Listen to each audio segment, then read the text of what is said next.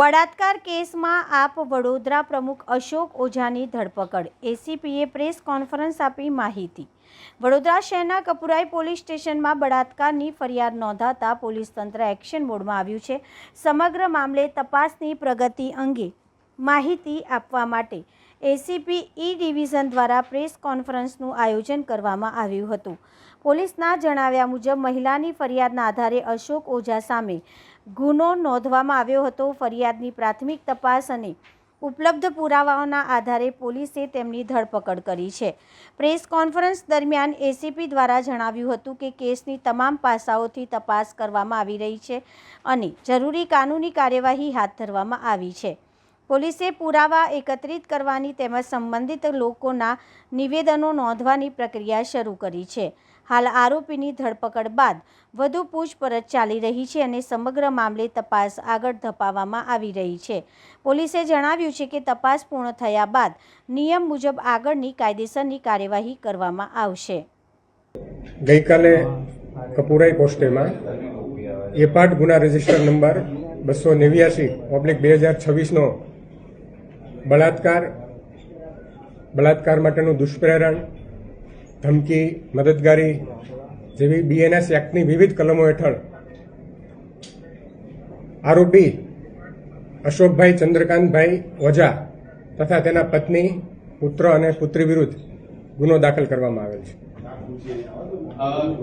કઈ કઈ જગ્યાએ આ પ્રકારનો ગુનો આચરવામાં આવ્યો છે? કેટલા સમયથી આરોપી દ્વારા કૃત્ય આચરવામાં આવ્યું?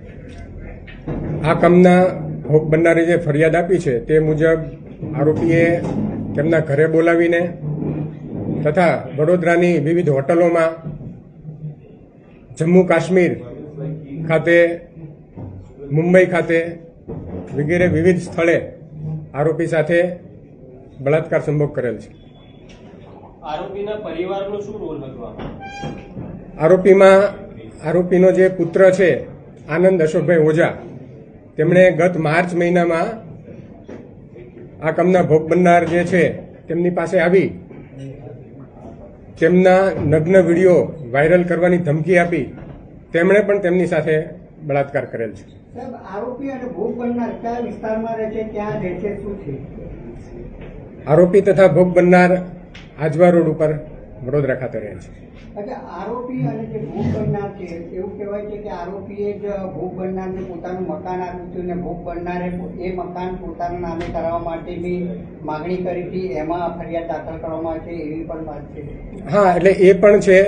20 લાખ રૂપિયા છે એ પણ તેમને લીધેલા મકાન ખરીદ કરવા માટે અને પછી એ જે તે માલિક છે તેમને આપેલા નહીં. ભોગ બનનાર મેરિડ છે કે અનમેરિડ છે, શું છે એમાં આખો કિસ્સો? ડિવોર્સ પણ લેવડાયા હતા? ભોગ બનનાર પરિણીત છે. બરોબર. તો એ ડિવોર્સ હતા તો એમને એમના છોકરા જોડે પુત્રવધુ તરીકે રાખતા હતા, શું હતું એમાં? પ્રાથમિક તપાસ પણ શું આવી? ના, એ હજુ તપાસ ચાલુ છે. કન્સ્યુશન રિલેશનશીપ હતા તો પછી બળાત્કારનો ગુનો કઈ રીતના બનાવે? ના, એવું કોઈ રિલેશનશીપનું જે દસ્તાવેજી પુરાવો છે હોય એવું આપણી પાસે નથી. મહિલાને તેના પતિને ખૂબ સારો પગાર આપશે તેવી લાલચ આપી અને આ બળાત્કાર સંભોગ કરેલ છે.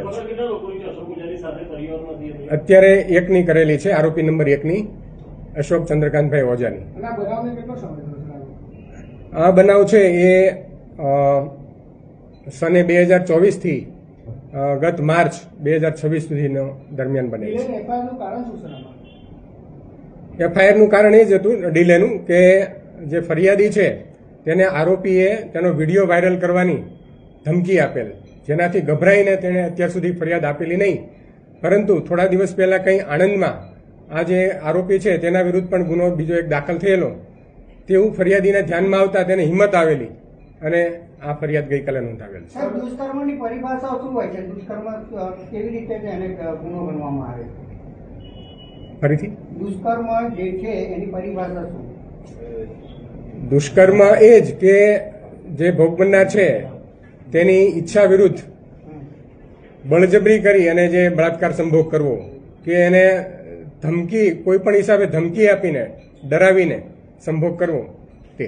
આરોપી પાસેથી વિડીયો કે એવું કંઈ મળી આવ્યું છે મોબાઈલમાંથી? એ તપાસ હજુ ચાલુ છે. તે હશે તો એ પણ કબજે કરવામાં આવશે. હની ટ્રેપ થઈ હોવાની પણ શક્યતા હોય તો એ દિશામાં કોઈ તપાસ કરવામાં આવી? હા, દરેક દિશામાં તપાસ થશે. સર, આખા મામલામાં 4 આરોપીઓ છે, પતિ, પુત્ર, પત્ની અને પુત્રી. શું તમામની ભૂમિકા શું છે? કેવી રીતે માતા અને પુત્રીને પણ આમાં ફરી આ આરોપી બનાવવામાં આવે? બરાબર છે. જે પુત્રએ જે ગત માર્ચમાં બળાત્કાર કર્યો તેના અનુસંધાનમાં જે આ ભોગ બનનાર છે તે તેની માતા મોતીબેન અશોકભાઈ ઓઝાને કહેવા ગઈ તો તેમણે પણ તેનું ઉપરાણું લઈ અને તેને ધમકી આપી અને મકાન ખાલી કરી દેવાની પણ ધમકી આપી.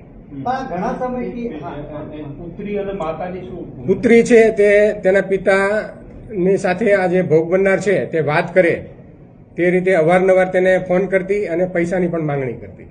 તો ઘણા સમયથી આ લોકોનું ચક્કર ચાલતું છે. હા, છેલ્લા 2 વર્ષથી બનાવ સમય છે એનો. તો અત્યાર સુધી બેન ભોગ બનનાર કેમ ફરિયાદ નહીં આપી? શું કારણ હતું? એ કારણ જણાવ્યું મેં આગળ હમણાં. નહીં, ભોગ બનનારના પતિ અત્યારે ક્યાં? આપે એવું કહ્યું બળાત્કારની ફરિયાદ જબરજસ્તી છે થાય તો એને દુષ્કર્મની પરિભાષામાં લેવામાં આવે છે. ત્યારે આની અંદર તો 2 વર્ષથી આ લોકોનું વચ્ચે ચાલતું હતું તો કેમ અત્યાર સુધી મોડી ફરિયાદ ટેકનિકલ ફરિયાદ એ જ કીધું મેં કે તેમની પાસે જે ભોગ બનનાર છે તેમનો નગ્ન વિડીયો હતો અને તે વાયરલ કરવાની ધમકી આપતો અવારનવાર, જેના કારણે ગભરાઈ અને જે ભોગ બનનાર છે તેમણે અત્યાર સુધી ફરિયાદ આપેલી નહીં. ભોગ બનનારનો પતિ ક્યાં છે અત્યારે? ભોગ બનનારનો પતિ છે એ એમના જણાવ્યા મુજબ છેલ્લા 3 વર્ષથી કોઈ જગ્યાએ જતો રહેલ છે બહાર, તેમના સંપર્કમાં નથી. સર, આમાં કઈ પુરાવા એકત્રિત થયા છે? કારણ કે વિડીયોની વાત છે.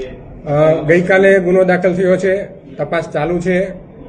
આરોપીઓ વિરુદ્ધ તમામ પુરાવા એકત્ર કરવામાં આવશે. હવે આગળનો શું પ્રોસેસ રહેશે સાહેબ? આરોપીના રિમાન્ડ મેળવી અને જે બાકીના આરોપીઓ છે તેમની પણ ધરપકડ કરવામાં આવશે. ચલો.